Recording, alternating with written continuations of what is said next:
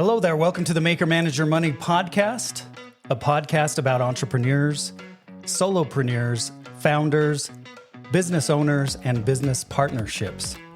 From startups to stay-ups, to inspire entrepreneurs to keep going and future entrepreneurs to just start. My name is Kyle Knowles, and I'm incredibly lucky to be hosting this podcast. I'm able to learn so much by interviewing creative, entrepreneur, business owner types. I'm what they call a wantrepreneur, but someday I will definitely earn the title of entrepreneur.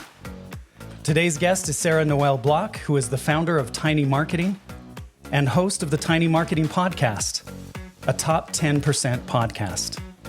Sarah helps B2Bs or business to businesses with 0 to 2 person marketing departments, clone their favorite customers, and shorten sales cycles with strategies, quarterly marketing plans, and execution intensives. Welcome to the show, Sarah. Thanks for having me. Okay, so it was 21 degrees, or was it negative 21 in Chicago last week? Negative 21. Negative 21 degrees is like summer. You're probably outside in shorts if it's 21 degrees. So that's super cold. That's what it is today. It feels like a heat wave. Because it's 21 degrees, or what is it today? Yeah, it's 21 degrees right now. Okay. We swung in the other direction. So Sarah lives in Chicago, just so everyone knows. And I listened to your latest podcast, and you were saying on Martin Luther King Day, it was negative 21 degrees, and you were all bundled up in your house. It was. We were all home for like 5 days because it was so cold. Everything was shut down. That's amazing. Yeah. And it's anyone that's been to Chicago or Wisconsin or anywhere near the Great Lakes, 21 degrees below a negative 21, that's just super cold because it's way colder if you're next to a body of water like that. It just cuts right through you. Pretty much. That was not even with the wind chill. We don't even want to think about that part. Nice. So, Sarah, you graduated from DePaul University in 2007 with a Bachelor of Arts in Public Communication. Was there anything before college or even during college that would indicate that you'd become an entrepreneur? That is such a good question that no one's asked me before. So I was always bossy as all get out. You could ask any of my childhood friends, and I was the one that was coming up with these crazy ideas and then forcing everyone to do it and making it happen. Like I came up with this idea it was like summer fun weekend, and we did it every year in my childhood, where we would do these plays all weekend and invite the neighbors. And then I'd have a series of events we would do. So I guess that was the start of it. That was the start of live events, it sounds like. Yeah. And were you an actress, or were you in, you said you did these plays. I assume you were acting in them as well? I guess I was more of a writer. I was in the plays, but I've always been a writer. I wrote those plays. I wrote stories, used to send them to publishers. I write still. So it was more about the writing and bossing people around that I loved, I guess. That's awesome. That's really awesome. So you go to DePaul and you major in public communications. Is that because you wanted to continue to write? It was because I hated calculus, and I was originally a marketing major, and I walked out of my calculus class. I was like, what can I do to still be in marketing but not have to take that class? So I switched. As a English major, I can totally relate, because anyone that has Bachelor of Arts, I always think, okay, they weren't that into numbers. They were probably more into words. You hate math. I get it. All right. So what's the thing you use the most today that you learned during college? I would say the art of persuasion, that going to school for public communication, and my minor was actually in writing. Persuasion was a big part of all of that. and helping guide people through a process to understanding your way of thinking. And that is a big part of marketing, is being able to take people on a journey with you and persuade them that this is the right direction for you to go to solve your problems. Was there a specific class or a teacher or a book or anything that kind of helped you develop the skill of the art of persuasion?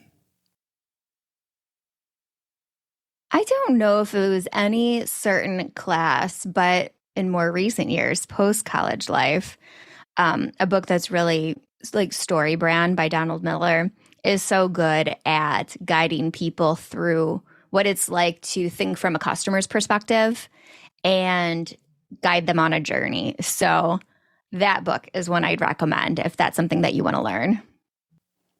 That's great. Thanks for the recommendation. So let's talk about from college onward. So 2007, you get your degree. Tell us about what you did and take us all the way through up to the pivotal point where you decided to take the leap of faith and become an entrepreneur. Well, I got a job right away in marketing. And then 3 years later, we were in the depths of the recession, the Great Recession, and I was laid off. And at that point, I decided I'm never going to have one stream of income again. And I started building my freelancing on the side while working corporate still. So that was like the moment that I started thinking about tiny marketing and what that could look like. Throughout the years, because I don't know, probably in our pre-call, I talked about how it took me a decade to work up the nerve to actually start tiny marketing full time. But throughout the years, I was reiterating what my career could look like, what my business could look like.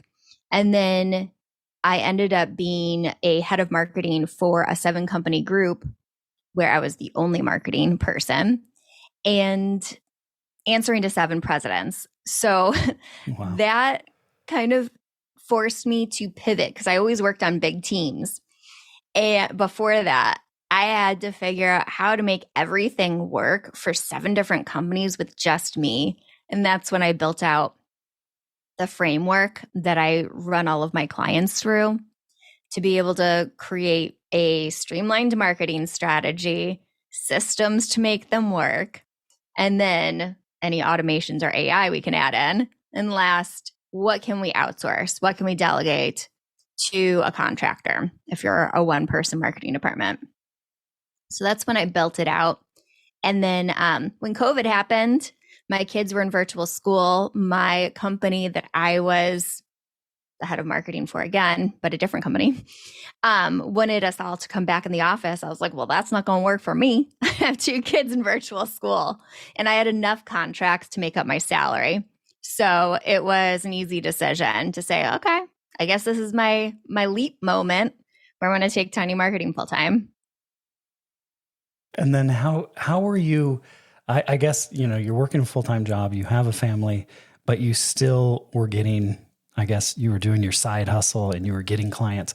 How did you get those clients since you already had a full-time job? How did you balance that? And how did you basically land clients while you were working full-time? Landing them wasn't hard. It was finding all of the time to work on their stuff that was hard with 2 kids. So landing them, a lot of my clients came through, people that I've met along the way.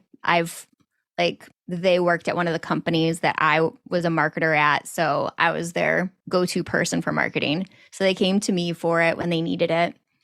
Or like somebody left a company I worked for and they needed a marketing person. So they pulled me in. Or they found me on LinkedIn because I love LinkedIn. I'm there all the time. It's like my watering hole, right? Chitty chat with people. So a lot of people find me there. And so getting clients was not an issue. That was easy peasy. It was finding the time to do the client work. That was hard. So I immediately hired a VA to take care of all of the stuff like during the day that I couldn't do, like checking my emails, keeping up with projects and responding to inquiries. While at night, when my kids were in sim class, I would have my laptop while I'm sitting on the edge of the pool and I'm doing the work for the clients. Or if my kids had a birthday party, my husband would take them and I would finish up my client work. So that's how I made it work until I could take it full time. Was that through Upwork, or how did you find your virtual assistant? Yeah, it was Upwork. She was amazing. I loved her. I know as a service business, and especially if you're a solopreneur, having a virtual assistant is a huge help. And for the things that you don't have time to do, or the things maybe you're not an expert in, whether it's website development and things like that. So I assume that you continue to use some outsourced vendors and virtual assistants now? I do. I'm in between VAs, which is why my inbox is at, let's see here, 63. So I'm in between VAs. I need one. But I do bring people in for like specific things that don't need my specific brain power, like video editing, podcast editing, content management, where they're scheduling it all out. Those are things that you don't need me for. I work on like the strategy, the copywriting, and things like that. All right. So you take the leap of faith and you become an entrepreneur. What were the steps that you took to say, finally, once and for all, do this full time? The first thing I did was go on a blitz to make sure that I had enough contracts to cover my salary. So I had already been thinking about it about 6 months before I left, which was already during the pandemic when we were shut down. But I knew that I was likely going to start on my own. So I went on a blitz, secured the contracts to cover my salary, and I negotiated with my company that I was working for to add them as a client to my business. And once I secured all of that, it was a no-brainer. I put the date on my calendar of what my leap goal was. What's the date that I want to launch my business? And I just made sure to hit these milestones before then. And if I didn't, then my punishment was not taking that leap. So I did, and I did 3 months early. So that's good. And what is the best thing about working for yourself? That I have control over everything. I love that I have control over my time. I have control over my income, that there's nobody who can tell me, well, this is your cap, or this is all we can pay you, or you need to be sitting at your desk during these hours. No, I can't. I decide what my offers are. I decide when I work. I decide who I work with. And I love that. So the freedom. There's a lot of freedom. Yeah. Is there anything you miss about corporate life? Yeah, my coworkers. I miss them a lot. I always had like good groups of friends at work, and I miss that. So as an entrepreneur and as a business owner, what are the services that you offer to your customers and clients? So pretty much everything that's in my framework. I offer streamlined strategies as the first step. I call it the strategic spark. And then building out your foundation. So any systems, templates, workflows, automations that you need, AI that you should be integrating, building all of that out so you can run it in-house if you want to, or it's good to go if you want me to execute it. And that's the last step, is if you need to outsource it, then I can execute for you. And I love how that you zeroed in on your ideal customer, 0 to 2 marketing personnel at a company. Yeah, that is right. I love working with them, and I know exactly what their challenge is and what they're going through because I was them. So I love working with them and seeing the transformation that a great system and a streamlined strategy, so you're not trying to do all the things, has on them. And did you have your ideal customer in mind when you started doing being an entrepreneur full time, or did you kind of come to that after you went out there and you went, oh, you'd called on someone that had a 10-person marketing department and said, nah, I don't want to get involved with this company. How did you come up with your ideal customer? I had it in mind already, and for a reason. I was testing content on LinkedIn, and I had different buckets that I was like, what's my angle going to be for my business? So I would test out those different angles, and what resonated the most was those burnt out small marketing departments. So I went with them. Now, when I first launched, of course, I was open to working with other bigger ones too. And I did, because a lot of agencies would hire me as a subcontractor for content marketing strategies. And so I was working with huge companies that had marketing departments in multiple countries. And they didn't need what I'm best at. So it was real quick after working with a few of them that I was like, they aren't my ideal people. They aren't struggling with the same things that my people are. They need somebody else. They need somebody who is like, who understands the struggles of having multiple marketing departments, people butting heads on their ideas, people that are working intercontinentally. Those aren't problems I'm used to. They weren't best for me.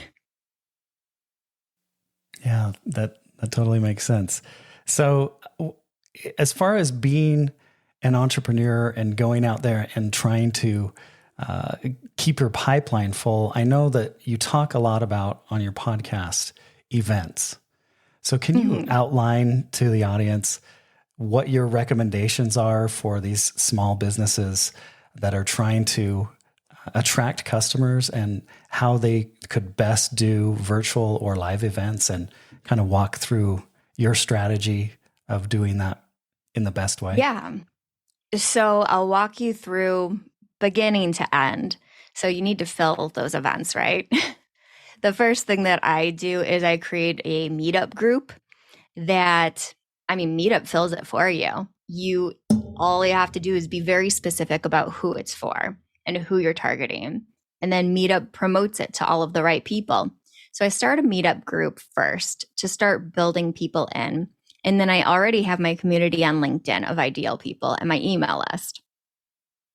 So I start there, building up the communities that might want to go to one of my virtual events. Next is picking what topic makes sense. Steer away from the how content, because how is going to, unless you want this, how is going to attract DIYers. So if you are teaching a program, if you're a course creator, if you're a coach, that how content is fine. But if you're a service provider, no, because you're just going to get people who want to pick your brain. So stick with why content, or your framework would be good, walking people through that, or your process. Those work well for virtual events. And then you have the event. You want to make sure it's engaging. You're showing exactly who you are, because when they buy your offer, they're buying working with you, and they need to know who you are, like who you are, trust you. So make sure that you're authentic. You're not putting on this facade. And then afterwards, you need to nurture them, because a service company cannot sell live well. Like those countdown timers that you see on webinars, they don't work for service businesses. Or even like an immediate discount, not really, because they still need to trust you. So make sure to move them to some sort of nurturing experience where you might have a community where they hang out, like a Facebook group. I always recommend try and get on connection calls, one-on-one calls with the people who went to your event. To get them to come live, offer bonuses for live attendees only, and this will help build that trust and that relationship if they can actually interact with you live. And then, of course, put them on your email list, so you're nurturing them that way and they're not forgetting about you. But the thing that works best is really your number one goal needs to be to try and get on these one-to-one connection calls, even if it's just 15 minutes, to build that relationship. Tell them a little bit about your service. You're not trying to sell them. You're just trying to build a relationship with them. So when they are ready to purchase whatever the thing is that you're selling, that they think about you. That's ultimately the goal.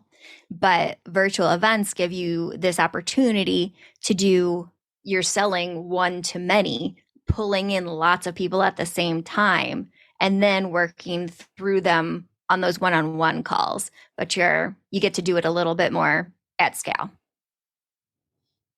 Hope that helps. That really helps. Yeah. I know there's a lot of people trying to get into events, but don't have kind of that framework to go by. So I have a couple questions from the framework you just kind of outlined for events. First of all, what are some examples of bonuses that you give to people who join? So some bonuses I give would be a bundle. I've given away bundles with like the templates that I use for whatever the thing is that I'm teaching. I will give them access to a community that they wouldn't have had access to either way, a workbook.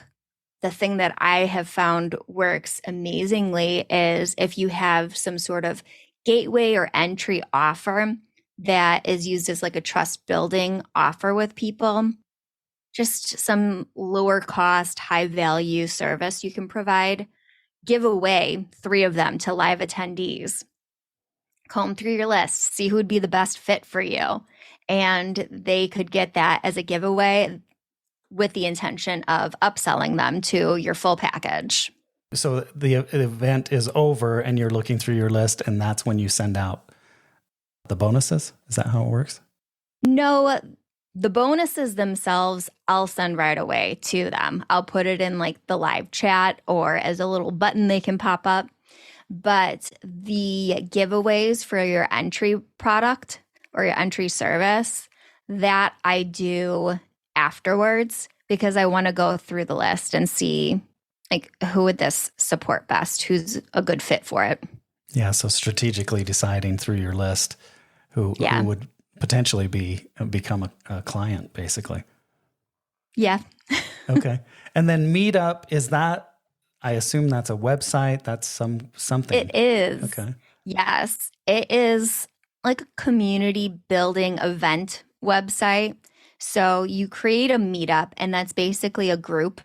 People go on there and then they attend your events. I'm in a ton of meetups, like book clubs, writing clubs, and then I have my own for entrepreneurs that want to learn marketing. And do you use Meetup to run the event? No. I have a platform. I use it to advertise it. I use a platform called Butter that I'm absolutely obsessed with. It is a virtual workshop platform. And it has sort of like Zoom capabilities and those kinds of things built into it? Yeah, it's specifically for facilitators of workshops. So you can upload games in there, quizzes, polls, breakout rooms. There's a ton of stuff that's involved that's specific for interactive workshops, like with the intention of building out more engagement and relationships within the platform. Okay. And then how did you land with Butter? Were you trying some other platforms and you just found that Butter was I've better? tried a million. I'm a chronic beta tester. So yeah, I've tried a lot. I was Googling around because I love hosting workshops, and I wanted to find something that was really fun to be in and felt like an experience that could still be online. So it was scalable, but I just didn't want that boring, same old thing that everyone else is doing. And this is completely customizable and felt really me, where it's like, this is a party in workshop form. So that's how I ended up landing with them. Okay. And then have you found a certain duration of time to be the best for these sort of introductory I have found workshops? what doesn't work. 90 minutes was too much. I had a workshop that was 90 minutes and there was drop off after the hour. So I would say for a workshop, 60 minutes is probably the max you're going to get out of them. And for a webinar, 30 minutes is really good. And define the difference between a webinar and a workshop. A workshop, you're doing the work. The participants are heads down. I have a timer going where we are working through the workbook that I give them, and they have something accomplished by the end. Where a webinar is more education. You're teaching them the thing and then walking away. But it's more of just like my talking head, maybe my slide deck, but it's not an interactive experience where they're completing a task by the end. Okay. And so as far as the webinar goes, I assume those are what you use to attract new business? Yes, those are used famously to attract new business. I do workshops where I'll take my participants through one piece of my framework, and then they would need me to get through the rest of it. So I use workshops in that way, but webinars work really well for selling. You start a meetup, or do you join a meetup to talk about that you're going to do this webinar or workshop? You start your own one. And there's enough people on there that want to meet up that somehow they get notified that here's this new meetup. It's a community platform. And Meetup notifies people that they feel are a good fit for your group. So it's promoted by them. And I haven't done anything to promote my group. And there's over 100 people in it. And I'm only targeting local right now, just people that are nearby my house. So it works really well. And then out of those, let's say 100, how many do you usually get on one of your workshops or webinars? My most recent one, I got 80. It's incredible. Yeah, I wasn't mad at it. Those are pretty good numbers. Well, it's pretty targeted then. I would say Meetup's doing a good job then. And is this something that you have to pay for to be part of Meetup? No, you don't have to pay for it. How do they make money? Actually, yeah, I was on someone else's podcast when, like, after we hit record off, he was just telling me about his strategies on how he gets new clients. And he was talking about that. I'm like, I didn't know that Meetup was still popular because I used to use Meetup all the time. He's like, oh my gosh, it's transformative. And then I tried his tactic. I'm like, oh, that is transformative.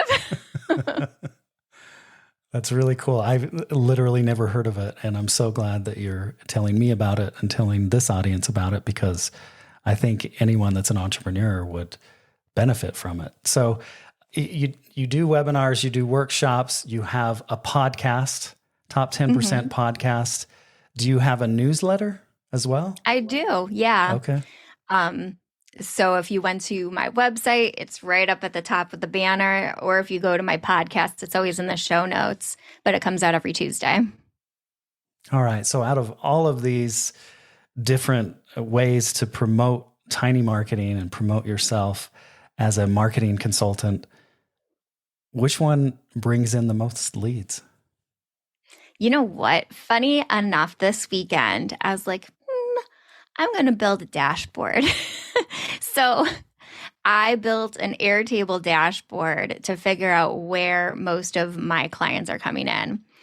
And 41.6% came from LinkedIn, people who found me there, which no surprise, because that's where I was getting my clients before I was doing anything. And then communities were next. So Meetup, and then any other like Slack communities I'm in, just where I'm meeting people, all of those little online watering holes. And then third was podcasting. If we're going with the top three. And those were like people who became like got on fit calls. So they were ready to buy. So explain, I've heard of discovery calls, but explain what a fit call is. It's honestly the same thing, just another name for it.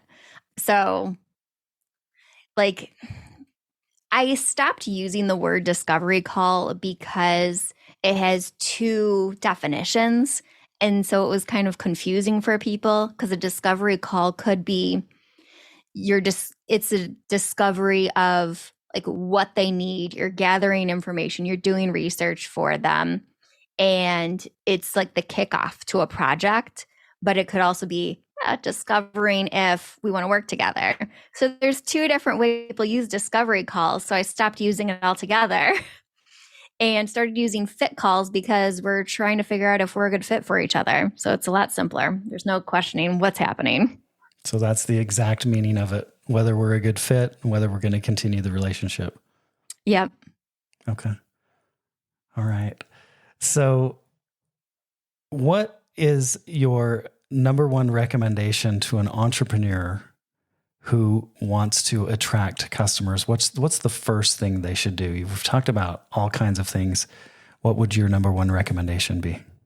If they want to attract new customers, I would say pick one thing to be the expert at and talk about that. Focus in on that thing that you can solve, that problem you can solve, and people will start finding you. Because when you're talking about too many different things, you're all over the map. No one knows what they should hire you for. And then they would do that through maybe a newsletter, maybe a blog, maybe a podcast, maybe webinars. Yeah, pick your thing. I have my one rule where just choose one channel to focus on and be present on. Mine's at LinkedIn. One core content that you're willing to do on a regular basis, and you don't have to do anything else. Just do those things. All right. And what kind of software or tools do you use to basically run your business? Well, teamwork, I guess, would be the home base because that is where all my project management is. And I could not live without Zapier because I want all of my things to be connected. If there's something manual that I have to do, I'm annoyed instantly. So we'll walk through the process. When a lead comes in, they'll go straight to Dipsado, where all of their information is stored. And that's where proposals, contracts, invoices are all done. And then I have a Zap that connects them to Teamwork that'll create a project for them when they sign the contract. So boop, boop. Now, when I want to get people in the door, all of those pieces, I use Flowdesk for email marketing. I use Squarespace for my website. And I use Buzzsprout for my podcast. And my podcast is my core. So that's the thing I focus on. And I just, like the RSS feed is connected to YouTube. So it just automatically goes to it. I'll use Opus to cut shorts to put on YouTube to connect to that podcast. And I use Descript to edit. And those are my go-tos.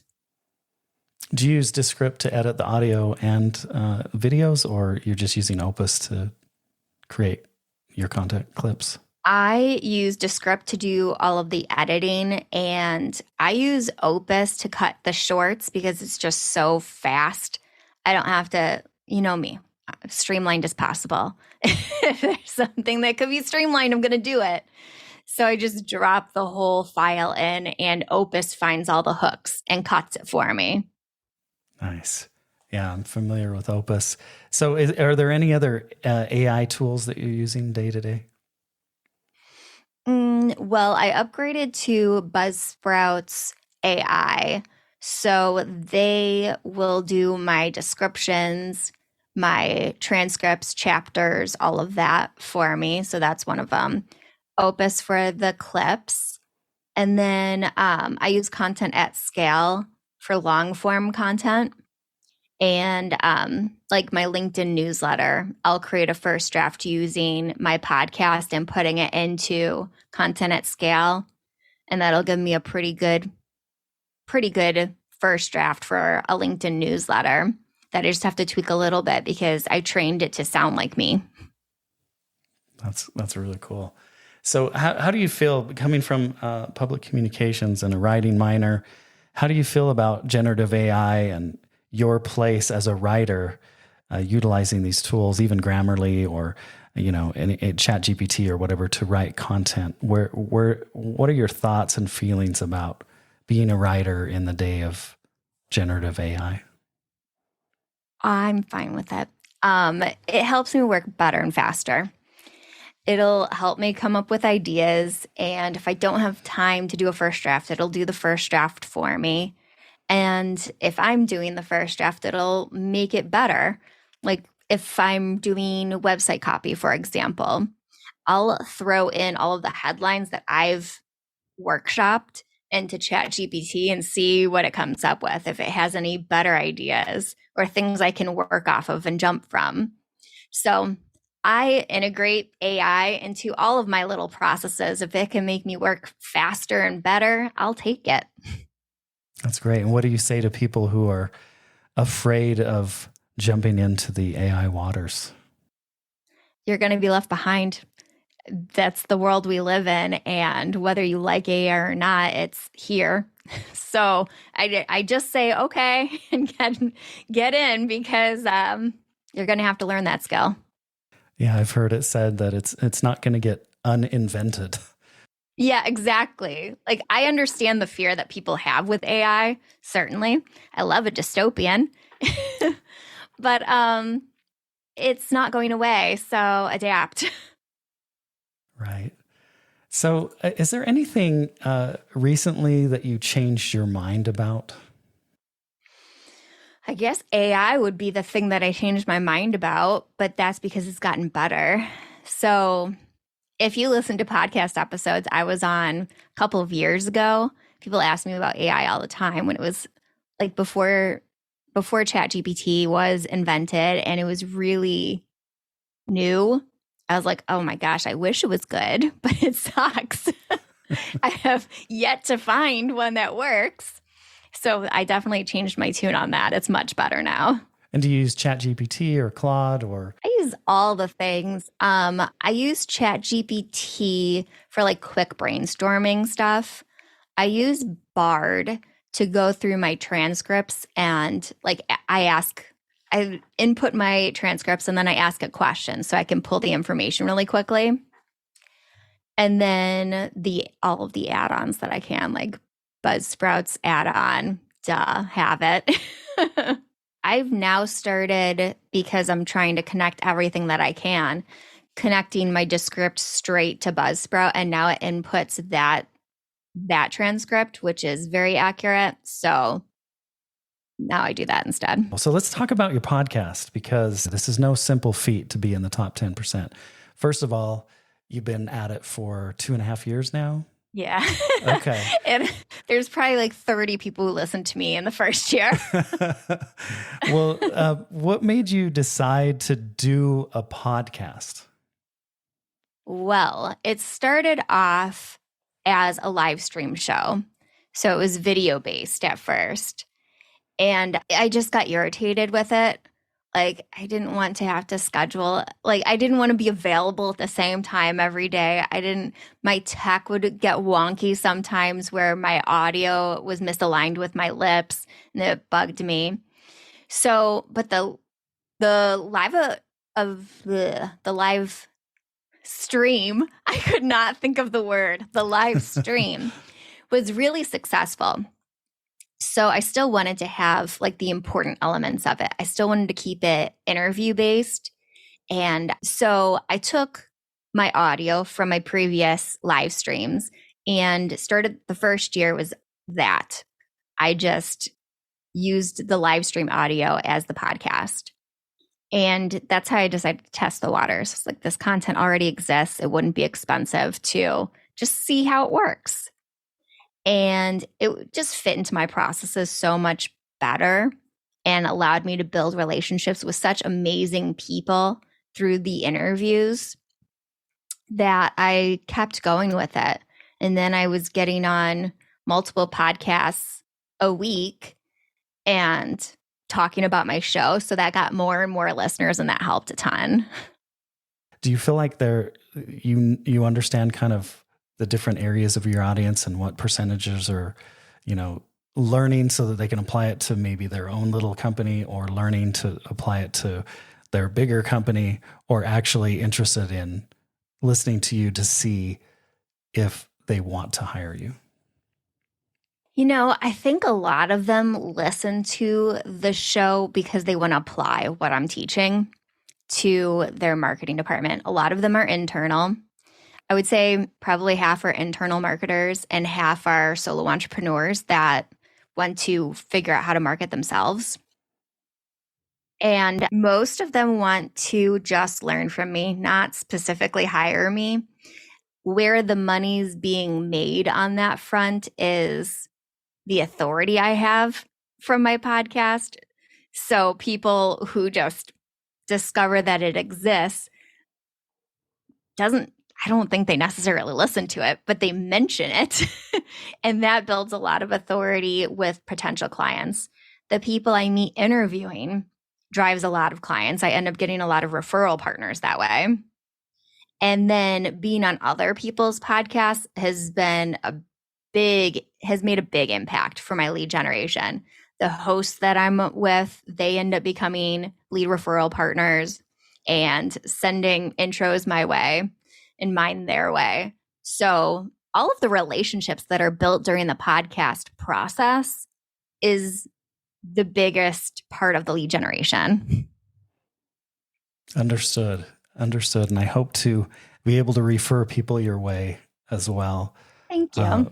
People that I already have ideas of people who've been on my podcast that I'm like, I think I should introduce them to Sarah. So that would be great. Yeah. And so as a fellow podcaster, like, what is the biggest thing you've learned from podcasting? Sorry, 1 second. I just had to check my time, make sure that we were on time because I had another one right after this. What was that question? Yeah. So what is the key thing that you've learned from podcasting? How to really listen is a huge thing. I say right after I said, can you repeat that question? Because I had to check the time. But really it is. Because when you're podcasting, you need to listen to what the person said, reiterate what they said, and ask thoughtful questions that follow. And that has also translated really deeply into what I do for clients, like the strategic spark that I mentioned earlier. It starts off with a 60-minute interview of their internal stakeholders. And that's exactly what I have to do. I have to ask questions. I have to listen. I have to find the strategies that are hidden in what they're saying. They don't realize that they're there, what's working, and then ask thoughtful questions to pull even more information out. So that's been extremely helpful. I agree. And it's something that you hope to get better at doing over time. I know that I sure every time I get off a podcast, I'm like, I should have asked this. I didn't respond to this. That you're just kicking yourself. But I'm just hoping to get a little bit better with each podcast for sure. You should listen to my really early episodes. I sucked. It'll make you feel so good. Okay. Yeah. And it's, I want to make several memes of every time I say, that's awesome. That's really cool. Every time I go into a podcast, I'm like, I'm not going to say that's awesome this time. No. And then 3 minutes in, I'm like, that's awesome. Okay. I just have a few more questions and a lightning round of questions, but what's something that most people don't know about you, Sarah? Most people think that I am younger than I am, and they're surprised that I have 2 boys in elementary school. Okay. What's the book that you recommend the most to people? It's the one I mentioned earlier, Story Brand from Donald Miller. It's especially for like small marketing departments and solo entrepreneurs, the people who are listening to my show. It's so easy to digest and understand, like, oh, this is what I'm supposed to be doing. I can't wait to check it out. And I will definitely put it on the recommended books list on the Make Your Manager Money podcast website. So here's the lightning round of questions. What's your favorite candy bar? Anything with peanuts. Would that be Snickers? Would that be just any of them? Sure. Let's go with Snickers. I'm more of a peanut M&M girl. Okay. Does it have to be a candy bar? It doesn't. You could say peanut M&Ms. Yeah. Peanut M&Ms. Okay. Favorite music artist? Right now, it's Noah. I am an absolute music junkie. Top 1% Spotify listener, they tell me every year. That must be thousands of hours of it's a Spotify lot. music, yes. Favorite cereal? Honey Nut Cheerios. Mac or PC? Mac. Google or Microsoft? Google. Dogs or cats? Dogs. I have 3 right here. Phantom or Les Mis? Phantom. Awesome. Well, thank you, Sarah. Thank you for taking time on our lunch hours, I guess, to share your entrepreneurial journey. I look forward to continuing to learn about marketing by listening to your Tiny Marketing podcast. And I wish you the best of luck and massive success in the years to come. Thank you. You too. Thanks, Sarah.